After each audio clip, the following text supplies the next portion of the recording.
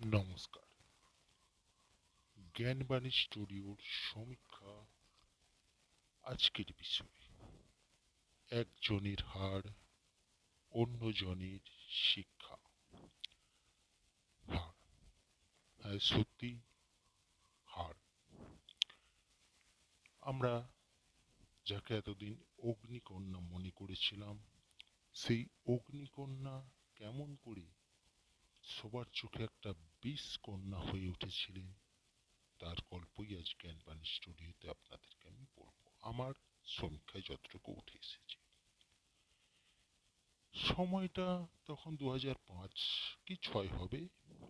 তখন আমরা ক্লাস 5-এ পড়ি আমি। তো দেখা গেল তখন গ্রাম অঞ্চলে এত ইলেকট্রিসিটি ছিল না, যার ফলে টেলিভিশন অতটা পপুলার ছিল না খুব একটা, অন্তত আমাদের ঘাটাল এলাকার আশপাশে অন্তত ছিল না। কিন্তু রেডিওর মাধ্যমে শিরোনামে উঠে এসেছিল সিঙ্গুর ও নন্দীগ্রামের আন্দোলন। প্রধান মুখ মমতা ব্যানার্জি। সেই থেকে একটা বিশাল ভাবে ওনার জনপ্রিয়তা বাড়ে, অগ্নিকন্যা হয়ে ওঠেন উনি। ব্যক্তিগতভাবে উনি মানবিক, এটা আমি স্বীকার করছি। তাতে আমাকে যদি কেউ গাল দেন ভাই, দিতে পারে, মানবিকতা ওনার মধ্যে আছে।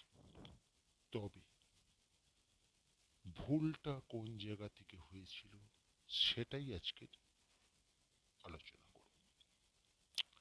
যে কোনো সরকারের অবক্ষয় হয় কখন জানেন? যখন সে তার ভুলটা দেখেও না দেখার ভান করে, বা ভুলটা না স্বীকার করতে চায়, বা আমি ভুল করিনি, আমি ঠিক পথে আছি, তখন সেটা হয় তার হারের কারণ। আর সেটাকে বলে অহংকার বা ঔদ্ধত্য। এবার আসি মূল কারণ। 2009 সালে এমপি, রেলমন্ত্রী কেন্দ্রের, তারপর 11তে পরিবর্তন করে মুখ্যমন্ত্রী হলেন। জনজোয়ার, বিশাল সমর্থন, চারিদিকে মিছিল, আওয়াজ উঠেছিল একটাই, বদলা নয়, বদল চাই। তাই হয়েও ছিল। আচমকা হসপিটাল পরিদর্শন, আচমকা অনেক কিছু, ঠিক যেমন এমএলএ ফাটাকেষ্ট বা মিনিস্টার ফাটাকেষ্টর মুভির মতোই উনি চলতে লাগলেন। আর সোনার বাংলা গড়ার স্বপ্ন দেখেছিলেন।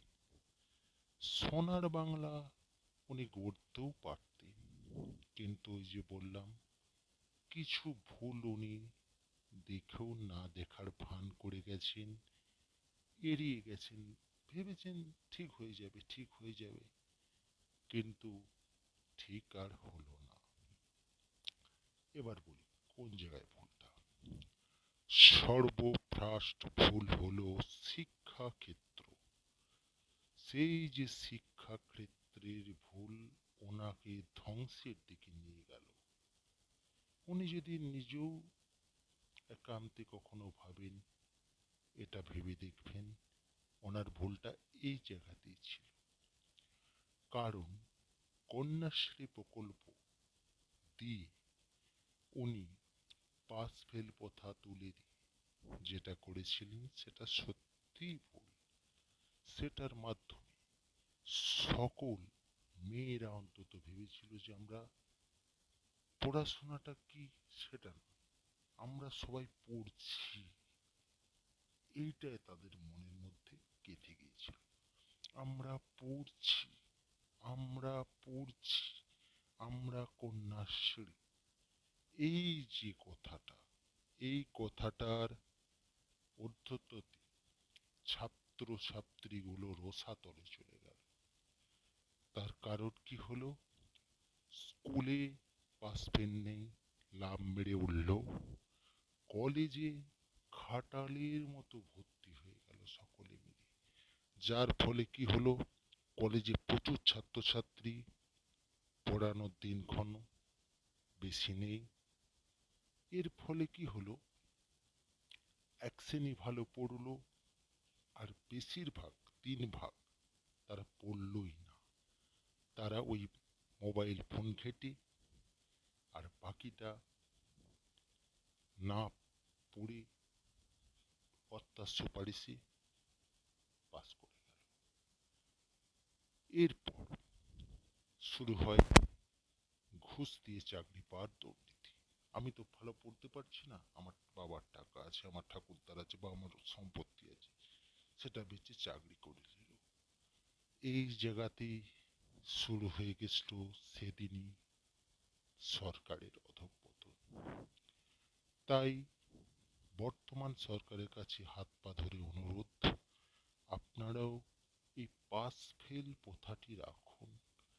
এর মাধ্যমে তবেই ছাত্রছাত্রীরা কম্পিটিশনটা বুঝতে পারবে, তাদের পড়াশোনার মানটা বুঝতে পারবে, তবেই তারা আসল মানুষ হতে পারবে। এবং সবশেষে বলবো, আমাদের হিন্দু ভাইদের ক্ষেত্রেই বলবো, যে যা মুসলিমদের বা আরো যারা আছে তারাও তাদের ধর্মগ্রন্থ নিশ্চয়ই পড়বে। স্কুলে রামায়ণ আর গীতাটা পড়ানো হোক, এটা খুবই আজকালের যুগে জরুরি। কারণ মনুষ্যত্ব জন্ম থাকলে তবেই সে ভালো মানুষ হতে পারবে। ভালো মানুষ হও, তাহলে দেখবে তুমি শিক্ষিত হয়ে তবেই সমাজের মান রাখতে পারবে। আজকে সমীক্ষা এইটুকুই। নমস্কার।